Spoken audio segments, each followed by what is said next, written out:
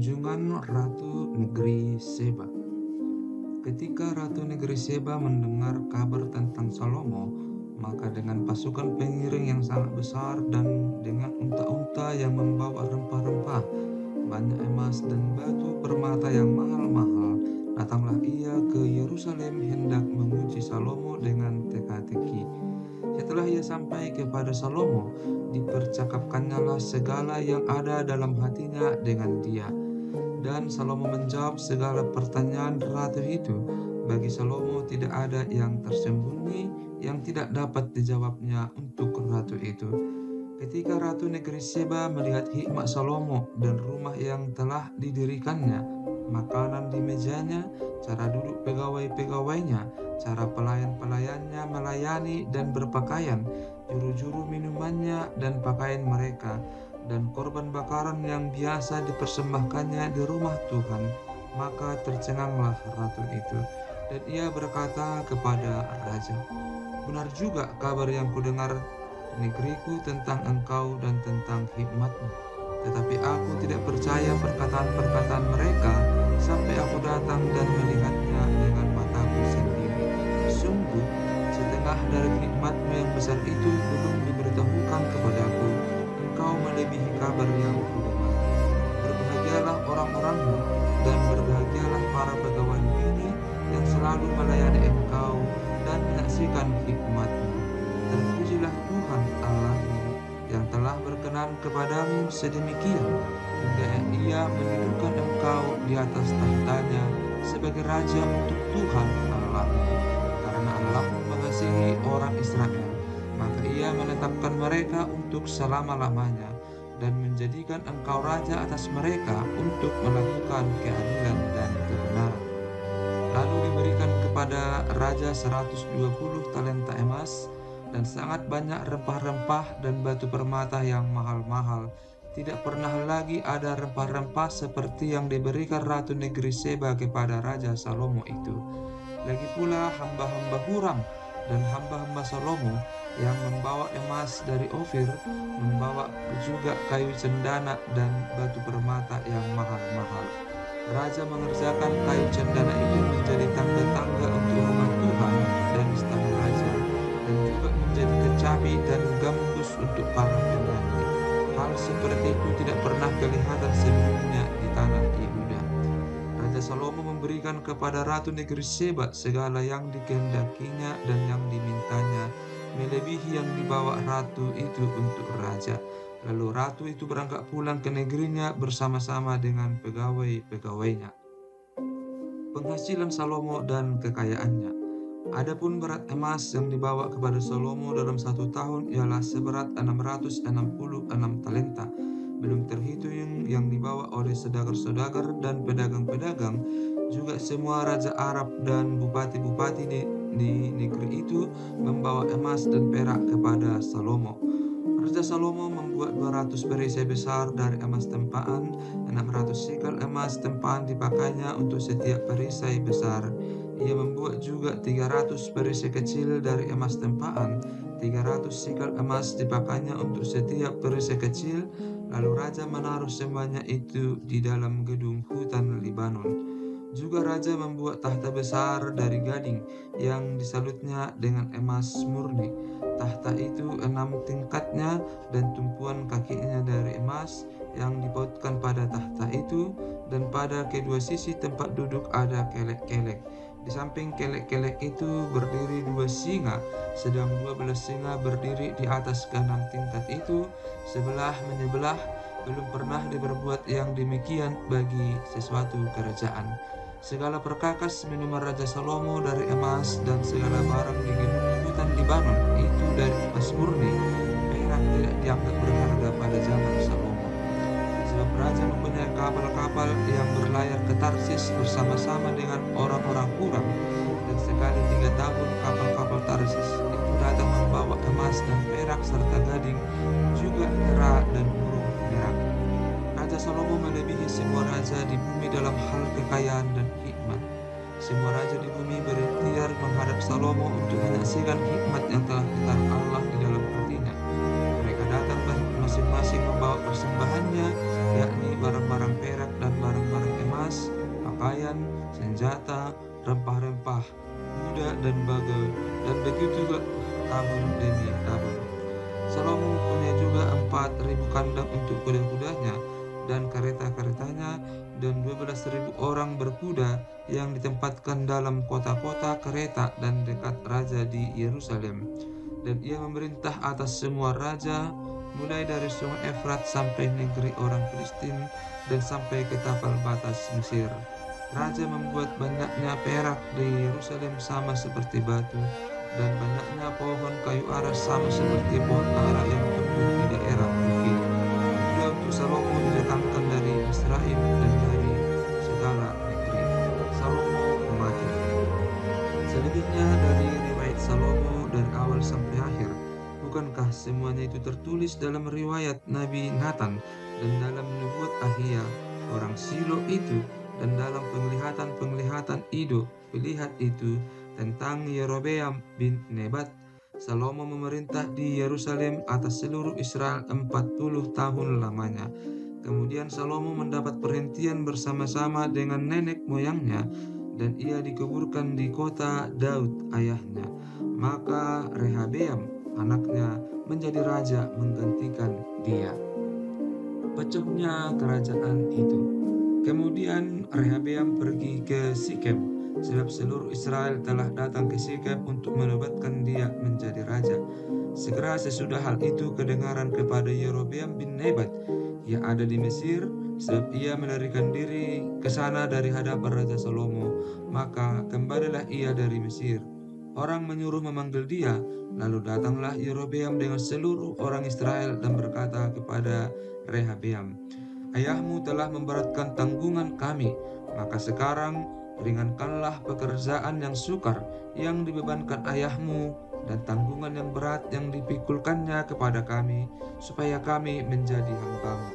Tetapi ia menjawab mereka, datanglah kembali kepadaku lusa, lalu pergilah rakyat itu. Sesudah itu Rehabeam meminta nasihat dari para tua-tua yang selama hidup Salomo mendampingi Salomo ayahnya. Katanya, apakah nasihatmu untuk menjawab rakyat itu? Mereka berkata kepadanya, jika engkau mau berlaku ramah terhadap rakyat itu, mau menyenangkan mereka, dan mengatakan kata-kata yang baik kepada mereka, maka mereka menjadi hamba-hambamu sepanjang waktu. Tetapi ia mengabaikan nasihat yang diberikan para tua-tua itu. Lalu ia meminta nasihat kepada orang-orang muda yang sebaya dengan dia dan yang mendampinginya. Katanya kepada mereka, apakah nasihatmu supaya kita dapat menjawab rakyat yang mengatakan kepadaku, ringankanlah tanggungan yang dipikulkan kepada kami oleh ayahmu?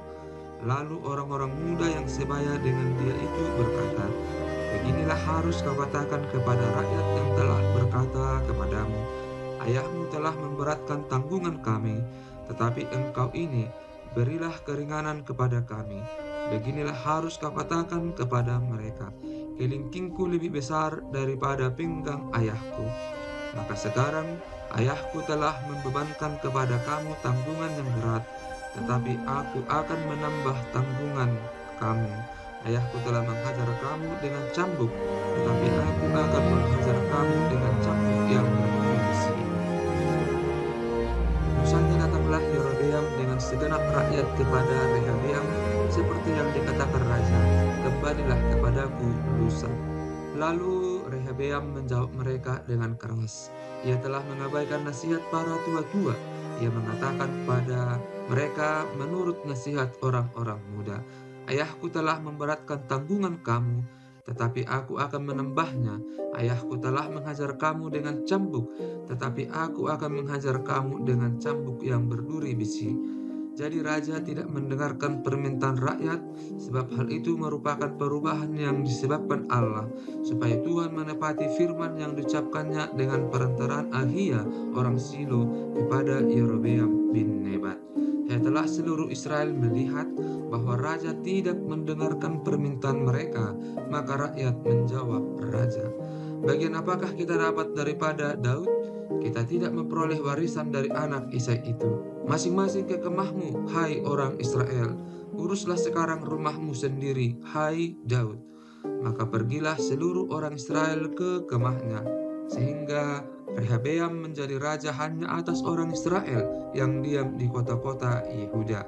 Kemudian Raja Rehabeam mengutus Hadoram yang menjadi kepala Rodi, tetapi orang-orang Israel melontari dia dengan batu sehingga mati.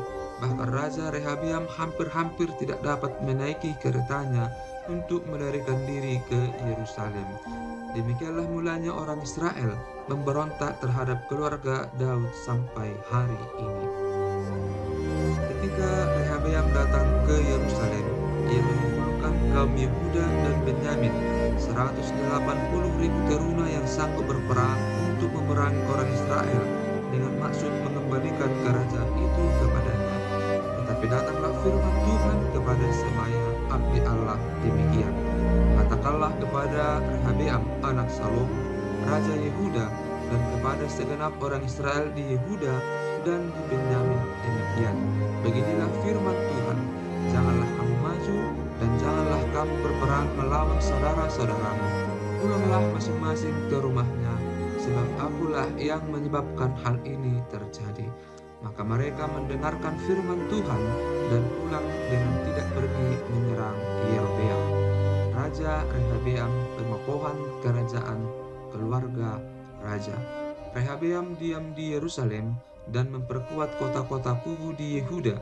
Ia memperkuat Betlehem, Etam, Tekoa, Bet-Zur, Soko, Adulam, Gad, Mares, Zif, Adoraim, Lakis, Azeka, Zora, Ayalon, dan Hebron yang terletak di Yehuda dan di Benyamin sebagai kota-kota kecil. Dia memperkokoh kota-kota itu dan menempatkan di situ kepala-kepala pasukan dengan persediaan makanan, minyak, dan anggur. Perisai dan tombak pun disediakan di tiap-tiap kota. Ia membuat kota-kota itu amat kokoh. Demikianlah Yehuda dan Benyamin menjadi daerah kekuasaannya. Para imam dan orang Lewi di seluruh Israel datang menggemungkan diri dengan dia dari daerah-daerah kediaman mereka, sebab orang Lewi meninggalkan tanah penggembalaan dan milik mereka, lalu pergi ke Yehuda dan Yerusalem. Oleh karena Yerobeam dan anak-anaknya melarang mereka memegang jabatan imam Tuhan dan mengangkat bagi dirinya imam-imam untuk bukit-bukit pengorbanan, untuk jin-jin, dan untuk anak-anak lembu jantan yang dibuatnya.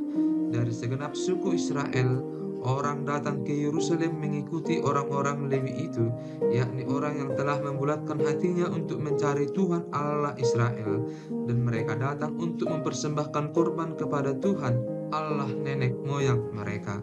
Demikianlah mereka memperkokoh kerajaan Yehuda dan memperkuat pemerintahan Rehabeam bin Salomo selama 3 tahun, karena selama 3 tahun mereka hidup mengikuti jejak Daud dan Salomo. Rehabeam mengambil Mahalat, anak Yerimot bin Daud, dan Abihail binti Elhiab bin Isai menjadi istrinya, yang melahirkan baginya anak-anak lelaki ini: Yeus, Semaria, dan Jaham. Sesudah Mahalat ia mengambil Maaka, anak Absalom, menjadi istrinya, yang melahirkan baginya Abia, Atai, Zija, dan Selomit. Rehabeam mencintai Maaka, anak Absalom itu, lebih daripada semua istri dan gundiknya. Ia mengambil 18 istri dan 60 gundik, dan memperanakkan 28 anak laki-laki dan 60 anak perempuan.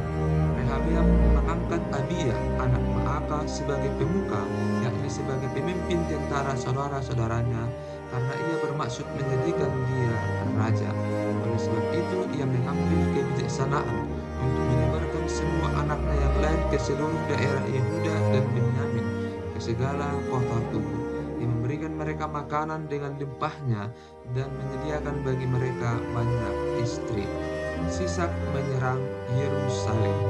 Rehabeam beserta seluruh Israel meninggalkan hukum Tuhan ketika kerajaannya menjadi kokoh dan kekuasaannya menjadi teguh.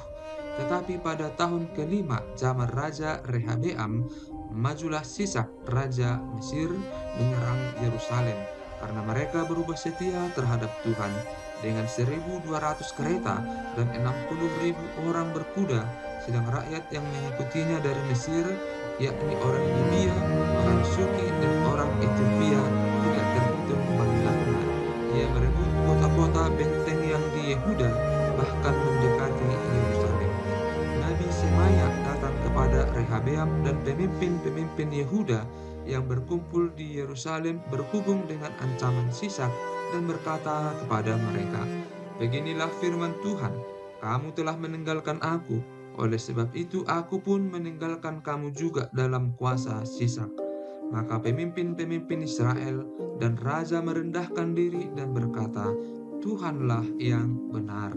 Ketika Tuhan melihat bahwa mereka merendahkan diri, datanglah firman Tuhan kepada Semaya bundenya, "Mereka telah merendahkan diri, oleh sebab itu aku tidak akan memusnahkan mereka. Aku segera akan meluputkan mereka, dan kehangatan murkaku tidak akan dicurahkan atas Yerusalem dengan perantaraan Sisak. Tetapi mereka akan menjadi hamba-hambanya, supaya mereka tahu membedakan antara mengabdi kepadaku dan mengabdi kepada kerajaan-kerajaan duniawi." Maka majulah Sisak raja Mesir itu menyerang Yerusalem. Ia merampas barang-barang perbendaharaan rumah Tuhan dan barang-barang perbendaharaan rumah raja. Semuanya dirampasnya. Ia merampas juga perisai-perisai emas yang dibuat Salomo. Sebagai gantinya, Raja Rehabeam membuat perisai-perisai tembaga yang dipercayakannya kepada pemimpin-pemimpin bentara yang menjaga pintu istana raja. Setiap kali raja masuk ke rumah Tuhan, bentara-bentara datang membawa masuk perisai-perisai itu, dan mereka mulai yang mengembalikannya ke kamar jaga para bentara. Oleh sebab raja merendahkan diri, surutlah murka Tuhan daripadanya, sehingga ia tidak memusnahkannya sama sekali. Lagi pula masih terdapat hal-hal yang baik di Yehuda. Raja Rehabeam menunjukkan dirinya kuat dalam pemerintahannya di Yerusalem. Rehabeam berumur 41 tahun pada waktu ia menjadi raja, dan 17 tahun lamanya ia memerintah di Yerusalem, kota yang dipilih Tuhan dari antara segala suku Israel untuk membuat namanya tinggal di sana. Nama ibunya ialah Naamah, seorang perempuan Amon. Ia berbuat yang jahat karena ia tidak tekun mencari Tuhan. Bukankah riwayat Rehabeam dari awal sampai akhir semuanya tertulis dalam riwayat Semaya Nabi itu dan Ido pilihan itu, yang juga memuat daftar silsilah. Antara Rehabeam dan Yerobeam terus-menerus ada perang. Kemudian Rehabeam mendapat perhentian bersama-sama dengan nenek moyangnya, dan ia dikuburkan di kota Daud. Maka Abia menjadi raja menggantikan